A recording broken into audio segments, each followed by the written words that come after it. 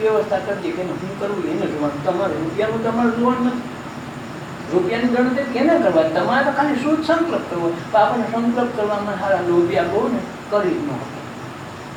કરે તો બે દી આમાં લે બે દી આમાં લે. એટલે હતો જ્ઞાન એવડા કાશીના બળદની બળદ હાલે બહુ આખો પીછાડે તો હોય જ્ઞાન. બસ એના જીવનમાં આપણે આવું કરીએ છીએ. એટલે આ સાયકોલોજીની કથા છે ને, આ માનસિક રોગો, માનસિક તાણ, માનસિક વિટમણાઓ જેને ખરેખર આ પોઝિશન છે એને આ વિકલ્પ રૂપે આ વસ્તુ આપો. અને હવે આ 4 દિનની કથામાં આપણે એ કરવાનું છે. છેલ્લે તમે વધશો નહીં. તમારો દેહ નહીં વધે, તમારું મન નહીં વધે, તમારો ભગવાન નહીં વધે. પછી જે કાંઈ વધશે તમે ઈશો. છેલ્લે આવી કથા આપશે. છેલ્લા દિવસની કથા છે ને એવી છે. હવે જેમ જેમ તમે આગળ વધતા જાઓ એમ તમને શરીરના દુઃખ ક્યાંય નહીં. આજ જો કોઈ હિલા બીજા નથી આ ઘણા 1 લાખ દાદા કરતા. કાલ રોવાવાળા રોવાનું બંધ ભૂલી ગયા. પરમદી ધૂણવાવાળા ધૂણી લીધું એ આજ આવ બંધ. જાણે કેમ હડતાલ પડી ગયું તાત્કાલિક લાઈટ વહી ગઈ કેમ બંધ થઈ જાય એમ. તો આજે છે એ આ સાધના છે. જેમ જેમ સાધનામાં તમે આગળ વધશો, દિલથી વધશો, તો આ સાધના તમારા ઘરે કામ કરશે. તમે એમ ન આ થઈ ગયું પતી ગયું એમ નહીં. તમારો છોકરો ભણીને આવે તો નોકરીનું સર્ટિફિકેટ તમે ઘેર લઈ જાય તો નોકરીવાળા તો ત્યાંથી બોલાવે ને એમ. આ ઈ છે એટલે એમાં જરા એમ ન કરવું કાંઈ શું એમ નહીં. આની અસર લાંબો સમય. અને જો આની તમને વારંવાર આના ધ્યાનની અસર પડવા માંડે અને જીવનમાં જો ઉતારવા માંડે, રોજ 1-1 કલાક આના માટે સારું અથવા તો કામ કરતા કરતા પણ થોડું થોડું ધ્યાન કરશે તો તમારા જીવનમાં પરિવર્તન અસર ચોક્કસ આવશે. અમદાવાદ ઘરનું આવું બધું હોય આનમાં જીવતા હતા એની માના એનો વ્યક્તિ હોય તે દિવસે હાવ પડી જાય છે. તો આપણે એની આ સાયકોલોજીની કથા આગળ વધારીએ. હવે કાલ આપણે કાંઈ નવું આજે કરવું છે. એટલે આજ જો પૂરેપૂરું થઈ ગયું હોય તો જ થઈ ગયું. પાછું જૂનું રહી ગયું પછી મેં બેગની પેટે ફરિયાદ હવે ન આવી. એટલે આ ચોખટ જમા ઉધાર પાકું કરાવી બેઠું એટલે મારા આગળની કથા ચાલુ થાય. તમારામાં એક અક્ષર લખાણું નથી. શું કામ? હું પછી નક્કી નહીં. હું લખી લઉં કાંઈ હોય ઉતરે કાંઈ. આ મહિના હોય તેડી છોકરો 15 ગુરુવાણી 12 કાઢે પછી મારે શું કર્યું?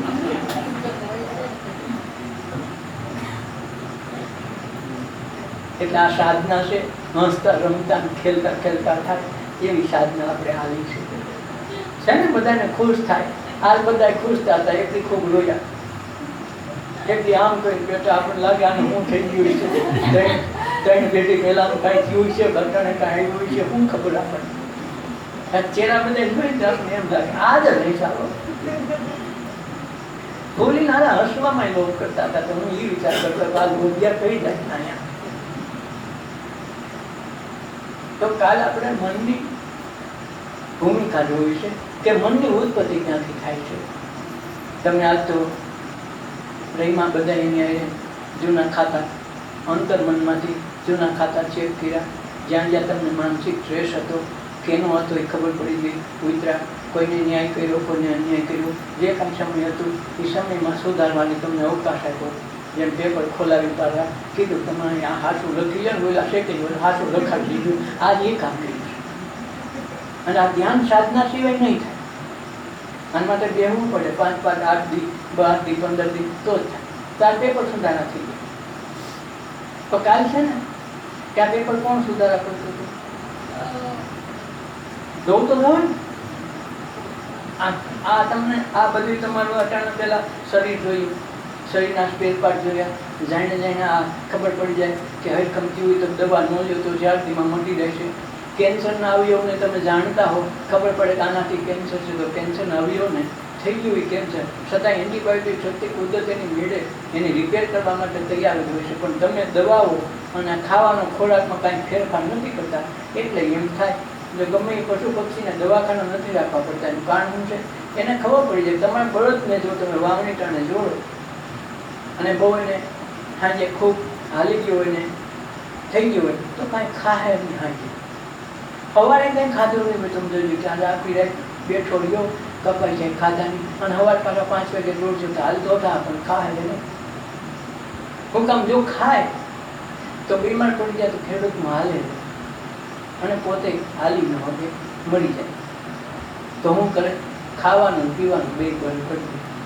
પછી પશુ હોય, પક્ષી હોય, પ્રાણી હોય, ગમે તે હોય, એ ખાવા પીવાનું બંધ કરી દે એટલે એની મેળે એન્ટીબાયોટિક અંદરથી ઉત્પન્ન. આ ડૉક્ટરો કરે છે હું ખબર, બાટલા ચડાવે એટલે શું થાય? તમને તો ભૂખ્યા રેખામાં કે કાજુ બદામના શીરા ચડાવ્યા ત્યાં આવી ત્યાં બાટલામાં 5 કાજુ બદામના શીરા ચડાવ્યા, બહુ સારું કાઢો એટલે ચડાવે ગ્લુકોઝનો પોડીકનો પાવડર નાખી તમને ચડાવે. તમને એમ લાગે આ ડૉક્ટર બાટલા ચડાવે સારું થઈ, એમ નહીં કાકા ભૂખો રહ્યો એટલે થયું. ભૂખો રહ્યો એટલે અંદરથી એન્ટીબાયોટિક શક્તિ ઉત્પન્ન થઈ, તમારું કામ કરી દે. ડૉક્ટરને બાટલા ચડાવી દીધું નામ, ફરી બાટલાના પૈસા લઈને ખાટલાના લઈએ બધાના લઈએ તો સાંજે 5000નું બિલ આવે, 15 15 75 થાય. લાખ રૂપિયા જો ખર્ચો લઈએ પણ બાકી થઈ ગયો હાજો 15 પણ દાદા આ ભૂખો રાખ્યો હોય છે પછી તો એ સિવાય એમાં કાંઈ ચડાવતા નથી. તમે અહીં ભૂખા રાખો તો નહીં, આમ ભૂખા ન રહીએ તો દવાખાને મળો ભૂખા, ત્યાં તો ક્યાં દાવા. તો એન્ટીબાયોટિક શક્તિ આવે છે એમ ડૉક્ટરોને ખબર છે એટલે એ બાટલા ચડાવે, ભૂખ્યા રાખે. જોવો છો ને નજર સામે જોઈ આવજો, ન જોયું હોય તો જોઈ આવજો, દવાખાને ઠોકા કાઢજો. મારી વાત માની લેતા નહીં, સારું હા શું કે ખોટું ત્યાં જઈને પૂછવું હોતે કે તમે બાટલામાં કાંઈ નાખો તો ખબર પડી જાય. એન્ટીબાયોટિક શક્તિ અંદર ઉત્પન્ન થાય છે. મન એવું કામ કરે છે કે અંતરથી અંતઃસ્ત્રાવી ગ્રંથિઓ એવું રિપેર કરવા માટે મોકલે કે તમારું લોહી હાલતું થયું હોય તો ત્યાં જાણે ગઠ્ઠા બંધ થઈ જાય છે. તાવ આવ્યો, એકમ આવ્યું, જે કાંઈ આવ્યું એ સમયે તમે ખાવા પીવાનું બંધ કરી દો, તેની માટે કામ કરતી છે. પણ આપણે ખાવા પીવા માટે જીવની શક્તિ આમાં અંદર જાતી હોય, એ ખાવા પીવામાં પચાવવામાં રાખે તો એટલું વધી જાય. જે તમને દવા જે દરદ થયું છે એ દરદ વધતું રહે, કારણ ખાવા પીવાની શક્તિમાં ઓલી વપરાય ને તો અહીંયા કંઈ રિપેર કરવામાં કાંઈ આવે. માણસ તો એક ને એક છે, રિપેર કરવા વાળો એ અને ખાવાનું પચાવવાળો એ. તો તમે ખાધા પીવો તેને પચાવવું પહેલાં પડે, આ રિપેર પછી થાય નહીં, પછી આનું લોકો ઓપરેશન કરવા પડે. એટલે આ મૂળ તત્વ છે. એટલે કાલ આપણે એ જોવાનું છે કે આ બધું જોયું તો એ જોવાવાળો કોણ હતું? જોવું તો ખરું સન્માનક મેળવું ને કે આ બધું ઠીક હાલો તમારો કાલ ચેકાવી નાખ્યું, કર્મ ચેકાવી નાખ્યા, તમને આવ કોળા થઈ અને આજ મજા જ આવી ગઈ નથી, બધાએ દાંત કાઢ્યા અને અટાણા તો કેવો સરસ દાંત કાઢ્યા બધાએ. અટાણા લોભ ન કર્યો, આજે ત્યારના લોભ ન કર્યો.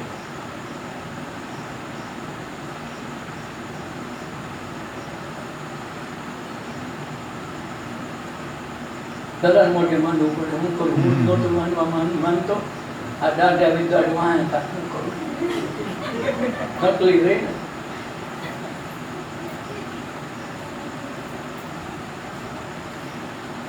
તો આપણે દેહને જોયો, દેહના સ્પેર પાર્ટને જોયા, આ આપણે રિપેરિંગ કર્યું, ત્યાં લગ આપણી કથા છે. પણ રિપેરિંગ કેમ થયું? તો આ જોતું તું કોણ? આ દેહને કોને જોયું? આ સ્પેર પાર્ટને કોણ જોવે છે? આ બધું શરીર માત્ર ને બધાને જોવે છે, પણ આંખો વિશે તોય દેખાય છે. તમે જુઓ ને, દેખાય છે કે નથી દેખાતો? અને બીજી સાબિતે તમને એમ ન દેખાતું હોય તો તમે સપનામાં વયા જાવ તો તમે દેખો છો કે નહીં? રાતે હળિયું કાઢો છો કે નહીં? ઘણી વખત એવું વાહ થયો હોય તો રાઈડ ફાટી જાય ને કંઈ હાથો પથારી નથી, કંઈ તો પરસેવો વળી ગયો, પરસેવા શરીરને વળે. કારણ દેહ એક જ હોય, એ સૂક્ષ્મ શરીર ભાગે નહીં, એને કાંઈ અસર નથી પડતી. ભાગો તો તમે આ દેહ લઈ, પણ આ દેહ સૂક્ષ્મ બની જાય એટલે સૂક્ષ્મ શરીર દોડે ને તો પરસેવો આમાં વળે. એટલે જો હવારે તમે જોઈ ઓલો થાકી ગયો ને ઓલો દોડ્યો હોય ને વાહ હા નથી રહ્યો એટલે આપણે કીધું હા છે નો છોડો, પણ એટલું વાહ થયો હતો, પણ વાહ તું તો અહીં હોતો હતો. તો આ મન છે એ સપનામાં પણ જોવે છે. અત્યારે આંખ ખોલી હોય તો જોવે, આંખ નીચો તોય જોવે, જોવે છે ને? તો એ જોવે છે એ કોણ છે અને એ ક્યાં રહે છે? કાલ આપણે એ ગોતું છે, સરનામું ગોતવાનું છે. કાલ આ કોણ જોવે છે? આંખો વિશીને જોઈ લેજો. તમને સારા મોટા સપના આવ્યા તો સપના જોઈ લેજો અને આંખ ખોલીને જોઈ લેજો. કાલ તેને વ્યવસ્થા તમને કરવા. પણ એ ત્રણેયમાં જોવા વાળો કોણ છે અને ક્યાં રહે છે એ તપાસ કરવાની છે કે ભાઈ તું ક્યાં રહેશો. જોવે તો છે આખી દુનિયાને ખબર તો છે આપણને બધાને. આ બધા આવ્યા એને ખબર છે, સાધના આવ્યા એને ખબર, સાધના નથી આવ્યા એને ખબર છે કેમ નથી ખબર બધાને કે આંખથી બધું જોવાય છે, વિસી તોય દેખાય, સપનામાં દેખાય.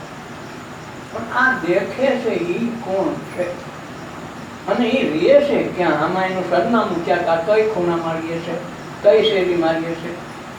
કાલ આપણે સાંજ સુધીમાં એને પકડવાનું છે. આ થોડી વિચિત્ર કથા છે, છતાંય તમારી પાસે છે તો તમે ગોતી શકો ને. એમ લાગે બાજુવાળાનું હોય તો વખતે જોવા ન જોઈએ.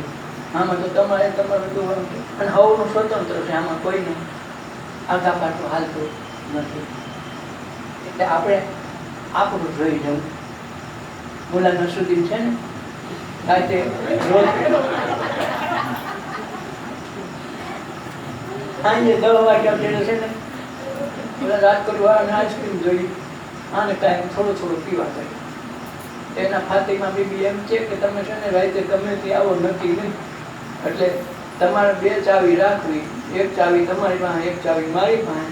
એટલે આવી ખોલીને ભૂલી જવાનું, બાકી મને જગાડવી કરી આવો, હું તમારું નવરાત્રી કાયમ ખીનાડીએ. ઠીક લાય આજ વહેલો આવી જાય. પછી આ માણસ નક્કી તો નહીં.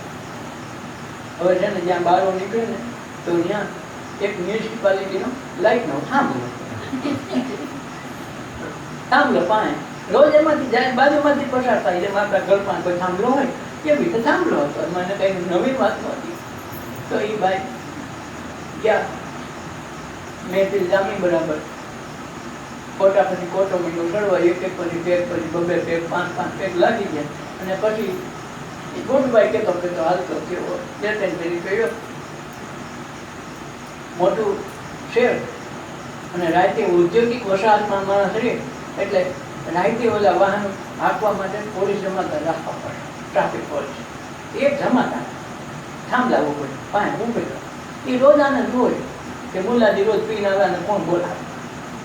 તો બરાબર નીકળ્યા બાજુમાં. તો મુલાજી આ જાદે પીવાય ગઈ? ના હજી એક પેક તો ઘટે. તમારો હાલત જોતા એમ લાગે થોડુંક વધુ થઈ ગયા એવું લાગે હાલ, તો તમને ઘર સુધી મૂકી જાવ, ન જરૂર પડે એટલે તો પૂછી જાય આ મારું ઘર. અગર પાસે પી ગયા રોજ કઈ નડવા પણ નહીં. પાસે એવું બોલ્યું જોર કરો, આ થાંભલા પાસેથી મારે કેમ જવું? થાંભલો ભટકાય નહીં તો હારું. ત્યાં હાલવાઈ ગયો તો થાંભલો ભટકાણો, ફરી પાછો હોય કીજાનો મનમાં વાતો કરી. મારા કોર્પોરેશન વાળાને મારા ઘરની આગળ થાંભલાના વન મૂકવાના હોય, એકાદો થાંભલો મૂકી કે આ પસા થાંભલા હારે મૂકવાના હોય, મારે ક્યાં જવું? થાંભલો એક જ હતો. ફરી પાછો હાલવા ગયો, પાછો હટી, પાછો હાલો. આજકાલ ભટકામાં જે 2 થાંભલા 20 માંથી બીજો થાંભલો એક ને જાણી ગયો ને થાંભલા ભટકામ. કપાળમાં લાગ્યું, ડીમઠું થઈ ગયું. આમ જોયું, મારો કઈક કેવું લાગે એવો. બોલો જમાદાર બાજુ પણ જુઓ, એ મોલાજી મૂકી જાવ, એ તમે કોર્પોરેશન વાળાને કહી દેજો કાલથી આ થાંભલા કઢવી નાખે. આ એટલા બધા થાંભલા મારા ઘરની આગળ એટલા બધા રાખવાના, એકાદ હોય તો સહન કરું. તમે કાલે અડધી દઈ દેજો ને કહી દેજો કાઢ નાખે, ને હું હક નહીં લેવાનું. તો ઓલો ભાઈ જમાદાર કે બાબા કાંઈ વાંધો નહીં, કાલે હું કહી દઈશ. તો લાલો તમને થાંભલાનું વન કરી દીધો. પછી આ બાવડું ચાલી અને થાંભલાનો વનમાંથી કઈ હોય કઈ હોય કે હવે તમે ત્યારે જાઓ. પછી જમાદાર વહી ગયો. તો ઓલો આખો ધ્રુજ આમાં થાય, ખિસ્સામાંથી માણ ચાવી કાઢી અને ઓલું તાળામાં આવવી તો જાય ને ચાવી, આમ થાય ને હલે એટલે કાંઈ થાય નહીં. કેટલી વાર લાગે, ફાતીમા બીબી ઉપરથી ચાવી ગઈ. આ જમાનાનો અવાજ આવી ગયો. ટૂટલા માળમાંથી મંજલીમાંથી ડોકું કહ્યું કે હે મોલાજી, ચાવી ખોવાઈ ગઈ હોય તો હું ઉપરથી બીજી ચાવી ફેંકું? ચાવી ફેંકવી નથી, તને ખબર નથી? તું એમ કહે આ દિવાલને જરા ગાળ લાગે, આખી હલે છે ને એટલે ચાવી ચાવીનો વાંધો જરાય નથી.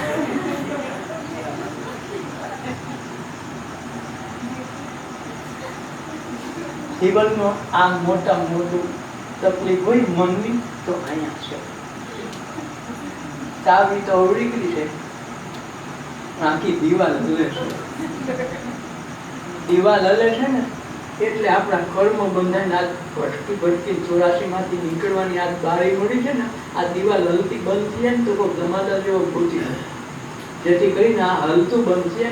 ખરેખર દિવાલ નથી હલતી, આપણે હલીએ છીએ.